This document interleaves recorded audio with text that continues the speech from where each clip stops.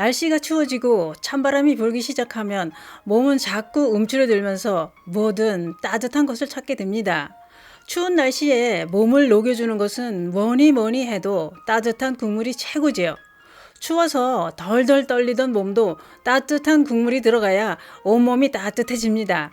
또 푹푹 찌는 삼복더위에도 우리는 뜨거운 국물을 마시며 더위를 이겨내는 민족입니다.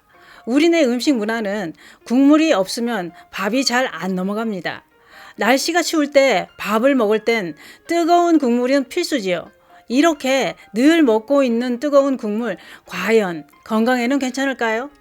뜨거운 음식이나 뜨거운 국물이 건강을 망치고 있다는 걸 아시는 분들은 많지 않습니다.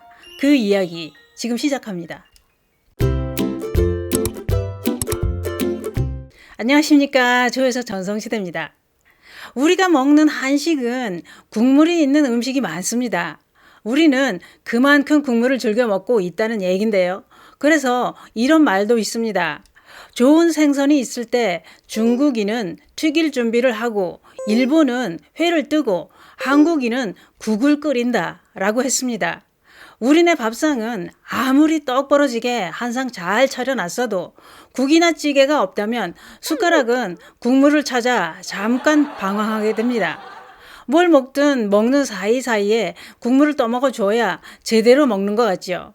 또 우리는 한여름에도 뜨거운 국물을 마시며 시원함을 느낀다는 걸 다른 나라 사람들은 절대 이해할 수 없을 것입니다. 국물이나 차를 마셔도 뜨거워야 제대로 맛을 느끼게 됩니다. 다 식은 걸 먹었다면 성의 없게 느껴지고 푸대접을 받은 느낌이 들게 되지요. 이렇게 뜨겁게 먹는 국물이나 차 종류가 우리 건강에는 어떤 영향을 미치고 있었을까요? 우리가 뜨겁게 즐겨 먹고 있던 음식이나 국물, 차 종류가 우리 건강에는 치명적인 위험한 습관이 되고 있었습니다. 세계보건기구 WHO는 65도 이상 뜨거운 음료, 커피나 차 종류 모두를 발암물질로 지정했습니다. 그 이유는 65도 이상 뜨거운 음식이나 국물 또는 차 종류를 마시면 식도암 발병 위험이 높아진다는 연구 결과에 따른 결정이었다고 합니다. 그러면 뜨거운 국물이 식도암 위험을 높이는 이유는 무엇일까요? 그건 이렇습니다. 식도는 위장과 달리 보호막이 없습니다. 그렇기 때문에 외부의 자극에 의해 세포는 곧바로 쉽게 손상이 됩니다. 우리가 어쩌다 뜨거운 국물을 먹다가 입천장이 익어서 껍질이 벗겨지는 경험 하게 되는데요.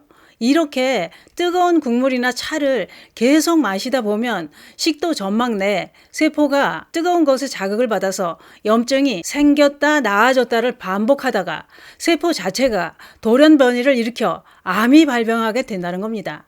참 무섭습니다. 그런데 실제 이란 테헤란 의과대학 연구팀이 40에서 75세 5만 명을 대상으로 10년간 추적 관찰을 해봤다고 하는데요. 그 결과 하루에 60도 이상 뜨거운 차를 700ml 이상 마시는 사람은 60도 이하의 온도로 차를 마시는 사람에 비해 식도암 발병 위험이 90%나 더 높더라는 겁니다. 특히 뜨거운 차를 식히지 않고 바로 마시는 사람한테서 식도암 위험이 더 높았다고 했습니다. 참 그게 그렇습니다. 우리는 국이나 찌개 이런 국물이 있는 음식을 먹을 때도 뜨겁거나 아니면 아주 차갑거나 이런 게 좋지요. 그냥 이것도 아니고 저것도 아닌 미적지근한 온도는 마탱이가 없게 느껴지는 게 사실입니다. 펄펄 끓이거나 바글바글 끓여서 바로 먹어야 제맛이 납니다. 또 차를 마셔도 다 식은 차는 좀 맛이 떨어집니다. 이렇게 높은 온도로 즐겨 마시는 차나 국물이 내 몸을 힘들게 하다가 결국 암까지 만들게 된다는 얘기입니다. 우리가 밖에서 사 먹는 뜨거운 커피도 67도에서 70도나 되고요.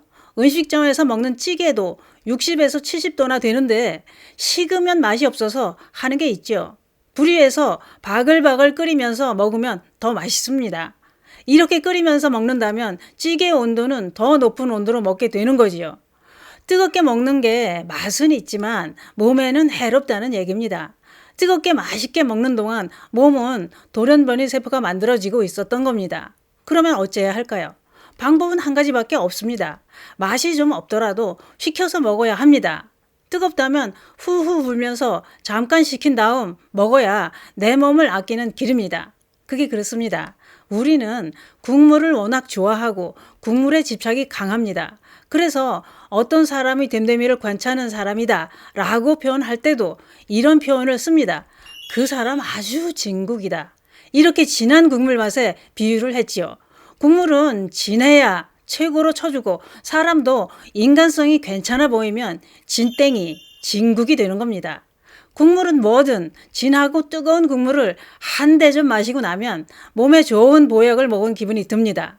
그런데 이게 미지근한 온도라면 50점짜리, 뜨끈해야 100점짜리 진국이 되고 몸에도 더 좋은 효과가 있을 것 같은 느낌이 들게 되지요.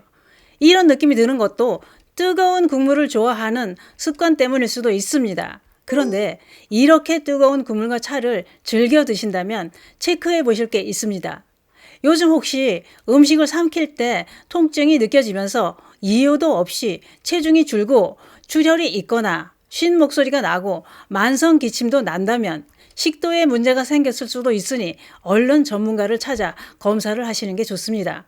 또 뜨거운 음식을 섭취하는데 문제는 또 있습니다. 그것은 뭐냐? 음식은 뜨겁게 먹을수록 짠맛을 못 느낀다는 겁니다. 주부들이 간을 맞출 때도 펄펄 끓을 때 간을 맞추면 싱겁게 느껴져서 자꾸 소금이나 간장을 더 넣게 됩니다. 그 이유는 뜨거울 때는 짠맛을 덜 느끼기 때문인데요. 그러다 음식의 온도가 식어갈수록 짠맛이 제대로 나게 되는 거지요. 그러니 뜨겁게 먹는 걸 즐긴다면 짜게 먹고 있을 수도 있습니다. 또 나트륨이 많이 든 음식을 즐겨 먹다 보면 달달한 음식을 먹고 싶은 욕구도 높아지게 되는데요. 문제는 달고 짠 음식을 즐기다 보면 비만과 고혈압, 당뇨 이런 질환에 걸릴 위험이 높아진다는 겁니다.